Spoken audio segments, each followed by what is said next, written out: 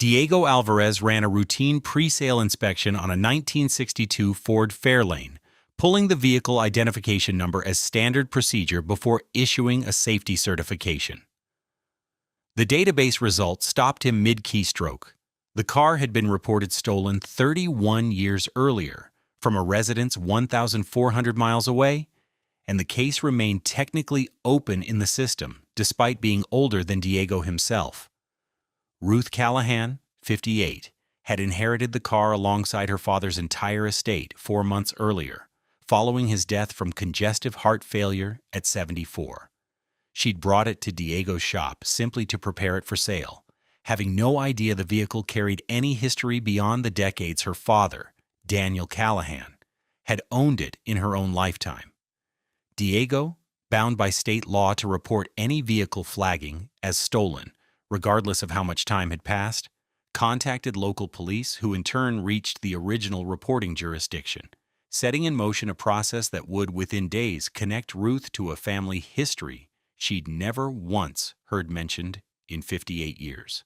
Detective Amara Cole, working the reopened case file, explained gently that the car had originally been reported stolen in 1993 by a man named Walter Higgins, whose then 16-year-old son Peter had disappeared the same night, never to be seen or heard from by his family again. Ruth insisted there had to be a mistake. Her father, Daniel Callahan, had lived in the same small town for 35 years, married her mother in 1996, and never once mentioned a prior identity, a runaway past, or a family named Higgins in any conversation across her entire lifetime. A combination of fingerprint records from an old workplace background check and a facial recognition comparison against a 1993 missing persons photo confirmed what Ruth had spent days refusing to believe. Her father, Daniel Callahan, and the missing 16-year-old Peter Higgins were the same person.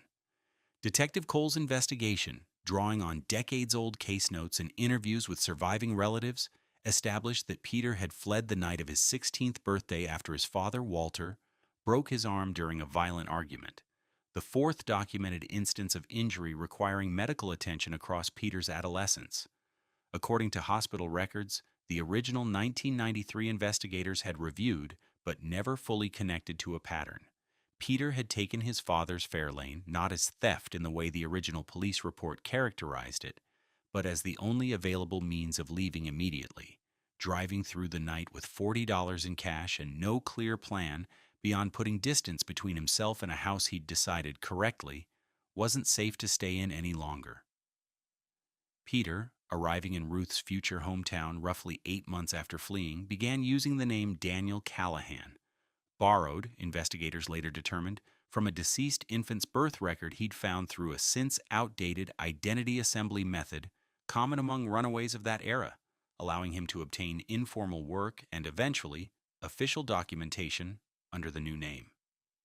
Peter's fear wasn't only of his father, it was of the legal consequences attached to the vehicle he'd taken, a grand theft auto charge that, however sympathetic the circumstances, remained an open case for years he initially assumed were far more dangerous to resurface than they may have actually been. Detective Cole confirmed that the statute of limitations on the original auto theft charge, capped at 7 years in the state where it was filed, had expired by 2000, meaning Peter could have safely returned or at least re-established contact with his family for over 2 decades before his death without any remaining criminal exposure. A fact he apparently never learned or never trusted enough to test. Peter had 2 younger siblings, a sister named Carol and a brother named Jim, both still living, who had spent decades assuming Peter had either died shortly after running away or simply chosen never to reconnect. A possibility Carol admitted to Ruth, once contacted, that she'd stopped letting myself hope about somewhere around year 15. Walter Higgins died in 2004. And Carol explained that the family had quietly hoped, for years afterward, that Peter might resurface once their father was no longer a threat, a hope that faded gradually as decades passed without any sign of him, never realizing he'd been living 1,400 miles away under a name they'd have had no reason to recognize. Ruth hesitated for nearly a week before contacting Carol directly, uncertain how to introduce herself as the niece of a family that had spent 30 years grieving a brother Ruth had known her entire life as simply her father. Carol's trembling voice carried 3 decades of unresolved grief as she asked Ruth the only question that mattered to her in that first call. Was he happy? All those years? Did he actually get to be happy? Ruth, without hesitation, told her yes. Piecing together old journal entries her father had kept, Ruth found repeated references to the car over the decades, entries suggesting Daniel had never stopped quietly worrying about the theft charge, even long after it had legally expired. A private, unresolved anxiety he'd apparently carried silently through his entire adult life, rather than risk the vulnerability of seeking real legal clarity. Ruth met Carol and Jim in person 6 weeks after the initial DMV flag, an emotional, complicated gathering that involved both genuine joy at reconnecting and real grief over the 30 years neither side had gotten to share, made harder by the fact that the person who could explain his own choices most fully was no longer alive to do so. Rather than sell the Fairlane, Ruth, Carol, and Jim decided together to keep it within the reunited family, agreeing that the vehicle Peter had once used to escape danger had become, unexpectedly, the very thing that eventually reconnected the family he'd never stopped, in his quiet way, missing. A family reunification specialist Ruth consulted cited data suggesting that individuals who flee abusive childhood homes and later establish new identities rarely reconnect with estranged family members even decades later, often due to persistent, sometimes outdated fears about legal or interpersonal consequences that no longer actually apply. A pattern the specialist said made Peter's case, while extraordinary in its specific detail, distressingly common in its underlying shape.